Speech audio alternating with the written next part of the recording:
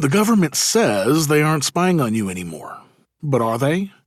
What's in the news with stories on encryption on your devices? OHSA finds the USPS, blowback, indoctrination center nonsense, knife sales, and charity made illegal. And yet another bad cop on a cop getting away with murder, another cop given justice, cop-on-cop violence, and cop legal rape? This episode is brought to you by NordVPN, the easiest, cheapest, and fastest way to get secure and private access to the internet that I've ever seen, and I use it every single day. Also brought to you by Tom Woods' Liberty Classroom, helping you to become a smarter and more informed libertarian than ever before for just 24 cents a day. Welcome to The Lava Flow, channeling the flow of information to the libertarian, anarcho-capitalist, voluntarist, and agorist community. Find us at thelavaflow.com. Here's your host, Roger Paxton.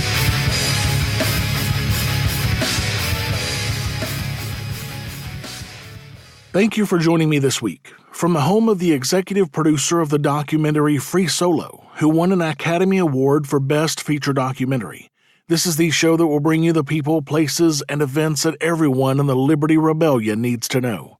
You can catch me on Twitter at The Lava Flow Pod. This is episode 124. They're Still Spying on You, and it's Tuesday, March 19th, 2019.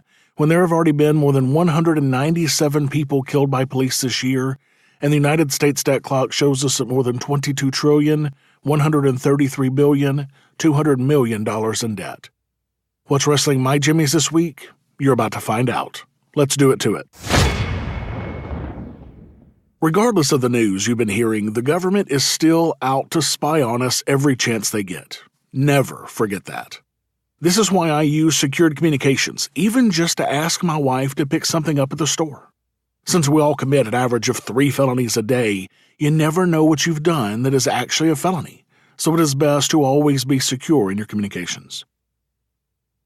Supposedly, if you believe the government, they have shut down the program run by the National Security Agency that analyzed logs of Americans' domestic calls and texts. According to the New York Times, the agency has not used the system in months, and the Trump administration might not even ask Congress to renew its legal authority, which is set to expire at the end of the year, according to an aide, Luke Murray.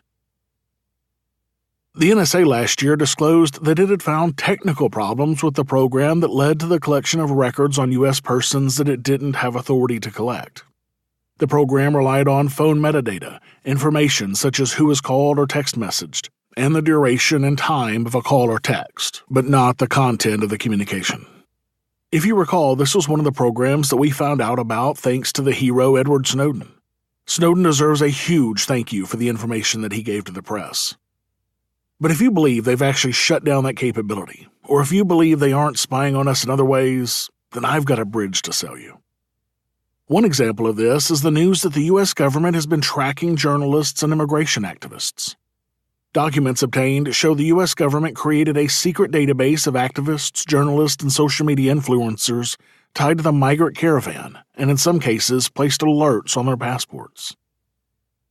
At the end of 2018, roughly 5,000 immigrants from Central America made their way north through Mexico to the United States southern border. I'm sure you all remember hearing about that. The story made international headlines. In the months that followed, journalists who covered the caravan, as well as those who offered assistance to caravan members, said they felt they had become targets of intense inspections and scrutiny by border officials. One photojournalist said she was pulled into secondary inspections 3 times and asked questions about who she saw and photographed in Tijuana shelters. Another photojournalist said she spent 13 hours detained by Mexican authorities when she tried to cross the border into Mexico City. Eventually, she was denied entry into Mexico and sent back to the U.S. These American photojournalists and attorneys said they suspected the U.S. government was monitoring them closely, but until now, they couldn't prove it. But now, leaked documents show their fears weren't baseless. In fact, their own government had listed their names in a secret database of targets, where agents collected information on them. Some had alerts placed on their passports, keeping at least 2 photojournalists and an attorney from entering Mexico to work. The documents were provided by a Homeland Security source on the condition of anonymity, given the sensitive nature of what they were divulging. The individuals listed included 10 journalists, 7 of whom are U.S. citizens, a U.S. attorney, and 48 people from the U.S. and other countries labeled as organizers, instigators, or their roles listed as unknown. The target list includes advocates from organizations like Border Angels and Pueblo Sin Fuertes. In addition to flagging the individuals for secondary screenings, the Homeland Security source said that the agents also created dossiers on each person listed. But you may say, I'm not a journalist or an attorney wrapped up in the migrant issue, so I have absolutely nothing to worry about, right? Well, you'd be wrong, of course. The U.S. Post Office is spying on every person who sends mail. You may remember that last year some nut was arrested for mailing bombs to prominent Democrats, media outlets, and opponents of Donald Trump. Less than a week after the bombs went out, a suspect was arrested. Almost immediately, video turned up of him at a Trump rally, wearing a Make America Great Again hat and chanting for the camera. He was soon tried, convicted, and jailed. End of story, right? But it wasn't the end of the story. The investigation into the bomb incidents focused attention on an almost unknown federal surveillance program, one that poses a direct threat to the privacy and constitutional rights of every single American. It's called the Mail Cover Program, and it's run by the U.S. Postal Service. Yes, even the post office is spying on you. The Mail Cover Program allows postal employees to photograph and send to federal law enforcement organizations like the FBI, DHS, Secret Service, etc., the front and back of every single piece of mail the post office processes. It also retains the information digitally and provides it to any government agency that wants it, without a warrant. In 2015, the USPS Inspector General issued a report saying that agencies must demonstrate a reasonable basis for requesting mail covers, send hard copies of request forms to the Criminal Investigative Service Center for processing, and treat mail covers as restricted and confidential. A mail cover should not be used as a routine investigative tool. Insufficient controls over the mail cover program could hinder the Postal Inspection Service's ability to conduct effective investigations, lead to public concerns over privacy of mail, and harm the Postal Service's brand. Not only were these admonitions completely ignored, the mail cover program actually expanded after the report's release. Indeed, in the months after that report was issued, there were 6,000 requests for mail cover collection. Only 10 were rejected. The moral of this story is to never believe what your government is telling you. A good rule of thumb is that if they're telling you something, think of what the exact opposite of that thing is and give that more weight than what they actually say. If the government says they aren't spying on you, then they are. Period. This is why I'm a huge proponent of using secure comms for everything, no matter how innocuous. Not only will it create noise that they can't see, which will drive them crazy, it will protect you even when you think you don't need it. Look into Wire and Signal and use them all the time.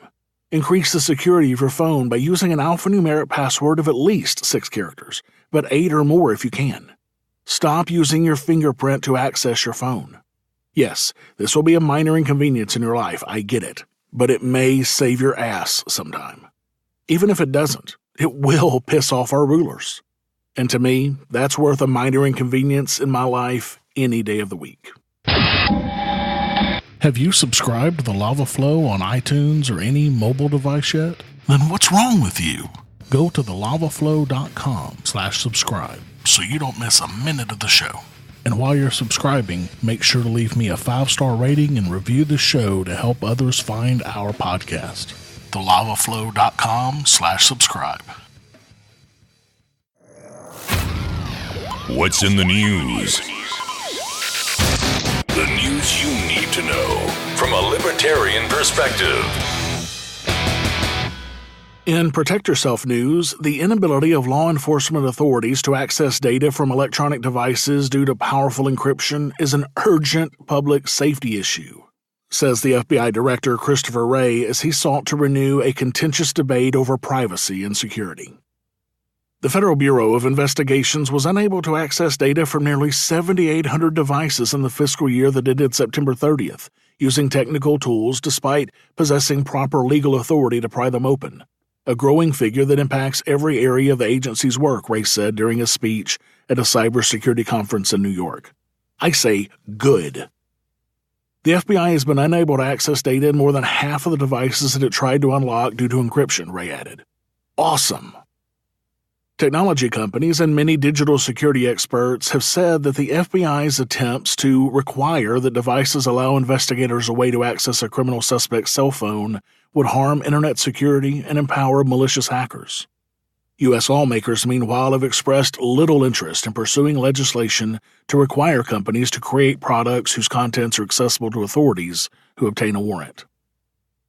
This matter came to a head in 2016 when the Justice Department tried unsuccessfully to force Apple Incorporated to break into an iPhone used by a gunman during a mass shooting in San Bernardino, California. The Trump administration at times has taken a tougher stance on the issue than former President Barack Obama's administration.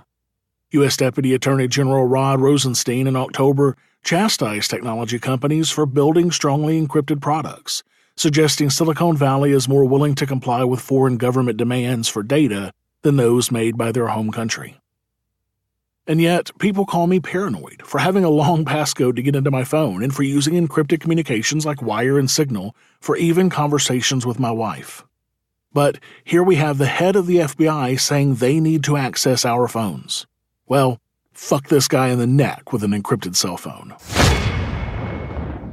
In neither snow nor rain nor heat news, the Occupational Safety and Health Administration, OHSA, has fined the post office in Florida for exposing their mail carriers to the heat in August. OHSA accuses the Arlington Post Office on Merrill Road of putting mail carriers in danger by requiring them to deliver mail in high temperatures. The federal agency issued the USPS a $129,000 fine in January. According to OHSA, around August 9th, letter carriers were exposed to the hazards of high ambient temperatures while delivering mail, which could have led to heat cramps, heat exhaustion, and heat stroke. OHSA's website says it has cited USPS for violating the agency's same rule 5 times since 2014 at post offices around the country. Look, talk about the government eating itself. And just how ridiculous is this? I mean, God forbid someone walk with a bag on their shoulder in Florida in August. I guess we need to shut down construction, roofing, trash collection, and anything else that requires working outside in August in Florida. Hell, this may as well be France, where industry pretty much shuts down for up to 2 months every year in the summer due to their long summer vacation. Are you looking for a way to protect your online presence quickly, easily, and inexpensively while still surfing the net with high speed? Well, NordVPN is the best way that I've ever found to do just that. With over 2,500 servers worldwide, they cover every continent except Antarctica. But, as they say, that's only because penguins just don't get the internet. They also offer double data encryption, which encrypts data not once, but twice. And they never log what you do and where you go on the internet. Also, NordVPN is fast, the fastest VPN service that I've ever used. They have apps for Windows, Mac, iOS, and Android, so you can protect all of your traffic from all of your devices with NordVPN. Starting as low as $3.29 per month, they're also inexpensive, and they take Bitcoin too. With NordVPN, you can securely access any website from anywhere around the world, safely share files via P2P networks, and enjoy the fastest VPN experience without compromising your online security and privacy. Get signed up for the VPN service that I personally use every time I hit the internet at thelavaflow.com/VPN. Again, that's thelavaflow.com/VPN. In blowback news, a son of Osama bin Laden is emerging as a leader in al-Qaeda, the U.S. State Department says, and it's willing to pay up to $1 million for information on his whereabouts. Hamza bin Laden, whose father was killed by U.S. Navy SEALs in Pakistan in 2011, is taking the reins of the terror group, according to the State Department. The State Department said in a statement, Hamza bin Laden is emerging as a leader in the al-Qaeda franchise.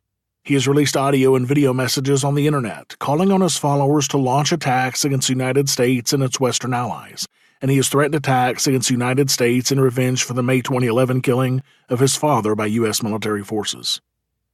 The State Department said items seized from the older bin Laden's hiding place in Pakistan at the time of his death indicated that he was grooming Hamza bin Laden to replace him as al-Qaeda's leader.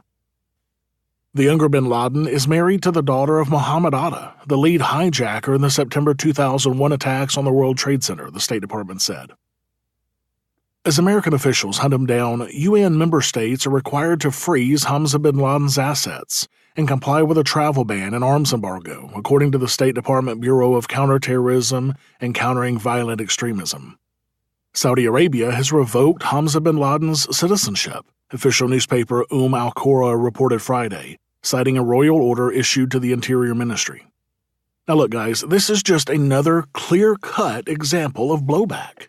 How many terrorists have been created by U.S. foreign policy and the bombs and bullets the U.S. has used to kill thousands of fathers? In Indoctrination Center's news, the mother of an 8-year-old boy says her son was forced to sit in his own urine-soaked clothing and wear 2 plastic garbage bags after a teacher at a South Los Angeles school allegedly refused to allow him to go to the restroom. But it gets even worse. When her son could no longer wait to go, Mongol says the teacher gave him the option of urinating in a trash can at the front of the classroom and exposing himself in front of all of the other students. What the actual fuck? When he did so, he got urine on himself and was given trash bags to cover his wet clothes, Mongol said. She also claims that she was not told that he would have to spend the rest of the day wearing his own urine-soaked clothing. An image of the boy taken by the child's mother following the incident shows him dressed in the black plastic garbage bags. Mongol said her son was humiliated by the incident and students continue to tease him over it. The mother said, "Children should be able to go to the restroom whenever they need to go. Our child did not deserve this. No child deserves to be treated this way. We are outraged, but this will be used not just to make conditions better for our child, but for our children. Why would you make a child expose himself in front of the classroom and then put garbage bags over him when he comes to you for help? Why? Why would you treat a child this way? He's a kid." Officials with the Los Angeles Unified School District put out the following statement in response. Los Angeles Unified takes all matters concerning the safety and well-being of our students very seriously. Upon learning about this allegation, law enforcement was notified immediately, and the district is fully cooperating in the investigation.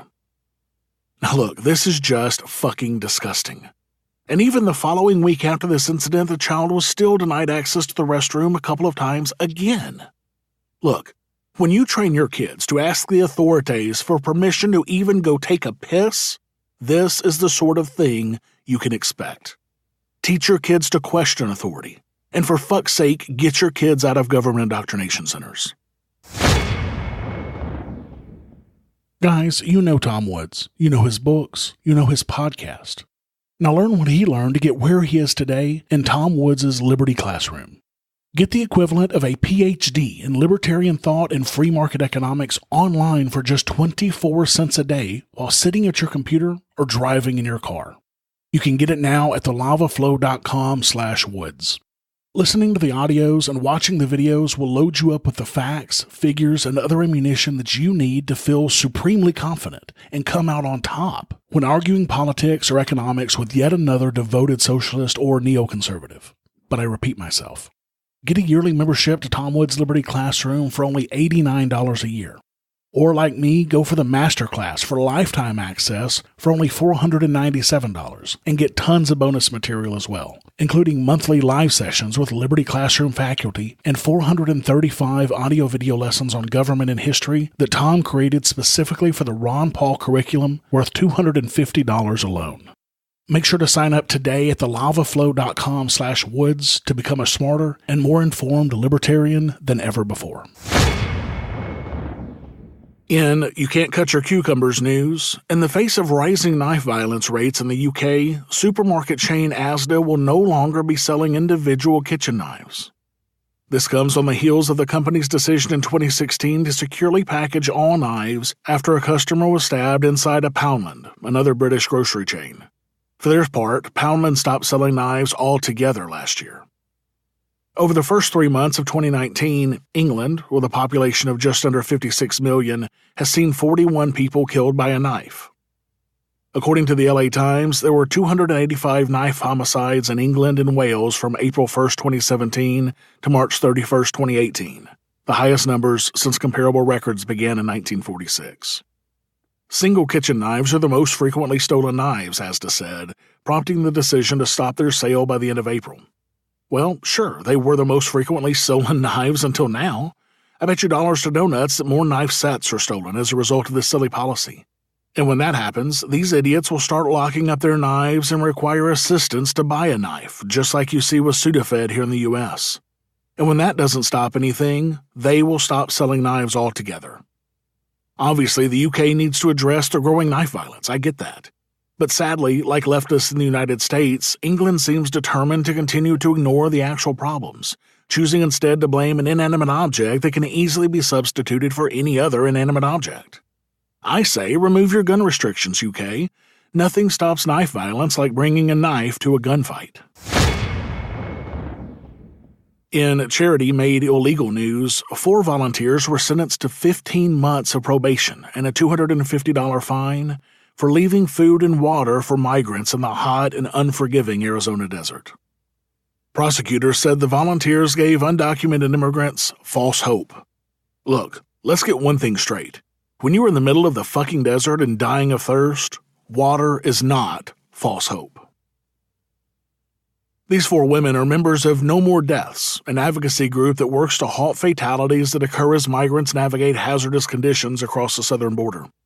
Whether it be through the Arizona uplands or the South Texas brush, travelers confront threatening landscapes where falls are customary and temperatures can exceed 115 degrees.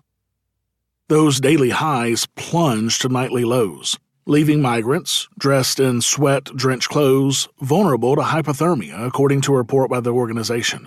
Water is scarce, and what little exists is often polluted. That undocumented immigrants are negotiating precarious paths in favor of accessible ports of entry is no coincidence, according to No More Deaths. It's tactical, they say, part of a Border Patrol strategy that concentrates enforcement resources in urban areas to divert travel to hostile, potentially fatal routes. Known as prevention through deterrence, Border Patrol conceived the practice in 1994. Such unsafe conditions should dissuade large swaths of immigrants from making the journey, the thinking goes. No More Deaths says, though, that the strategy is synonymous with death as a deterrent. And based on the data, it looks like the second moniker may be right on the target.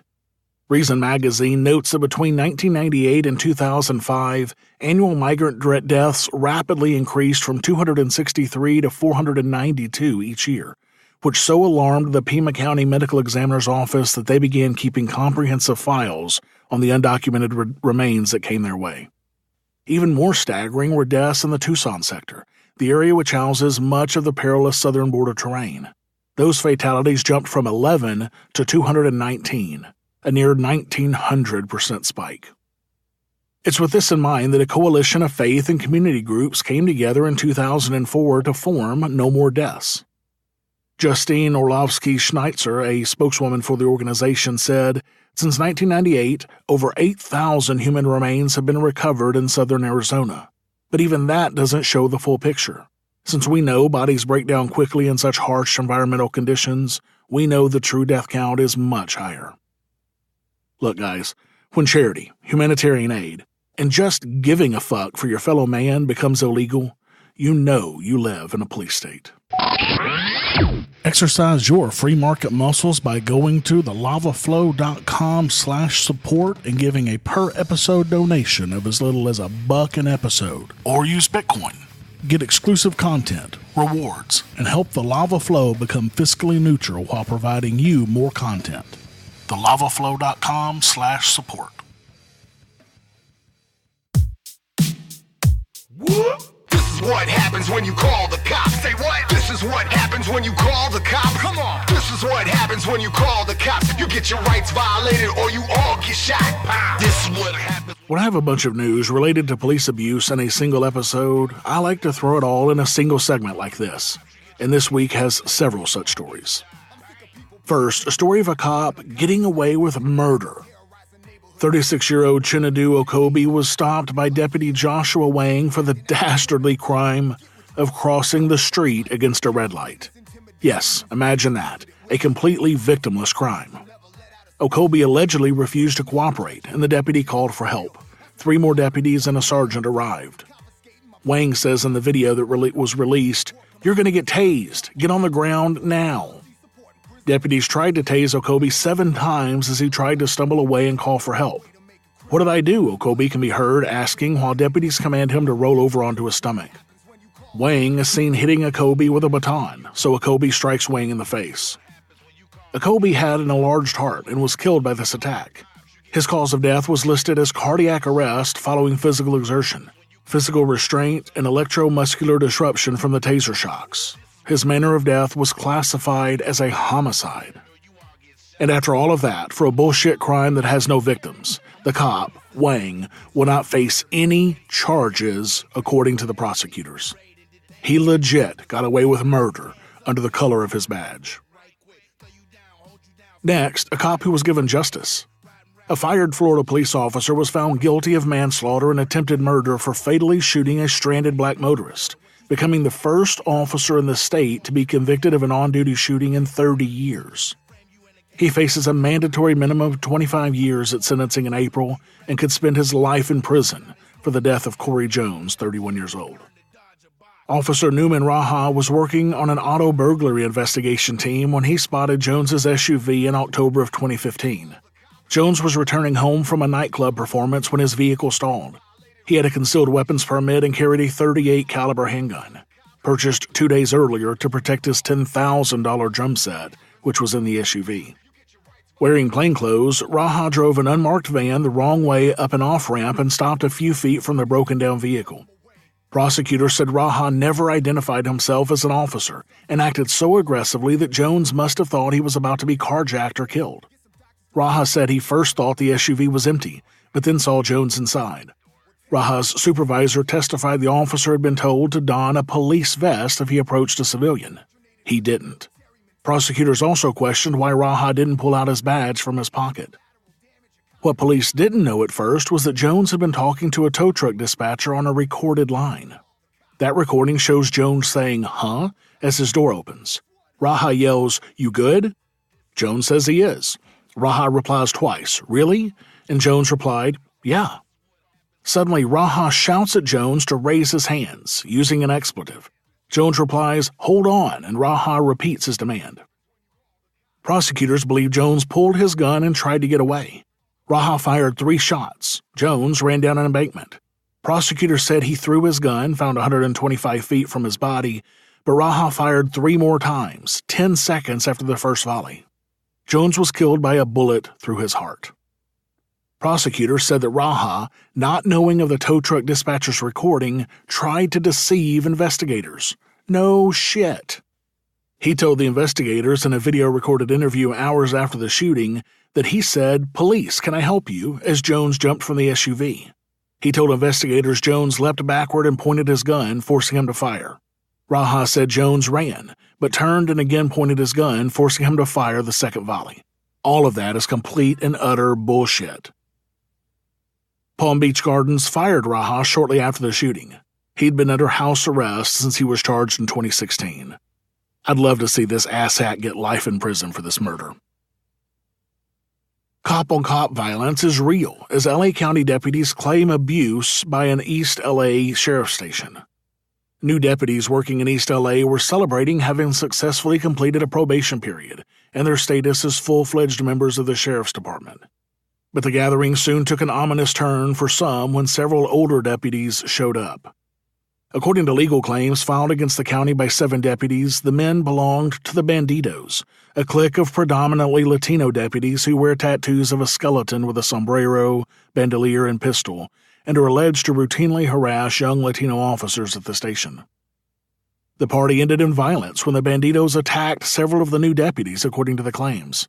One rookie said he was thrown to the ground and punched in the face before being knocked unconscious. Another recalled being choked to the point of passing out. Vincent Miller, an attorney representing the 7 deputies who filed the claims, said, "This is not just a case about beating up a handful of cops. It's about fear through intimidation to maintain the corrupt status quo and make certain the new idealistic cops don't talk. This has been going on for years and the county needs to fix it." Yes, the boys in blue have gangs as well. Hell, they are a fucking gang. And finally, legal rape is alleged by undercover officers in the United Kingdom. A woman who found out that her partner was a policeman paid to spy on her and her group of activists has said that she is the victim of a conspiracy to rape. Rosa and another woman have spoken of feeling betrayed after falling in love with men who turned out to be police spies. Police said officers who had long-term sexual relationships with their targets abused their positions. Imagine that. That's what fucking cops do. Rosa, not her real name, said, "If you put all these things together, you have a team of officers conspiring to rape. They know there was no informed consent. It's the whole gang of them, and there's no other way of terming it for me than a gang. You've got mentors, you've got handlers, a whole backroom team of people monitoring and directing, it would seem, their relationships, their activities." And she's right. There's a lot of evidence that supervisors of these cops not only knew about these relationships, but encouraged them. She added, "The idea that my partner had never existed and was played by an actor sent in by the state in order to spy on me as a peaceful green activist was ludicrous and shook everything I believe in.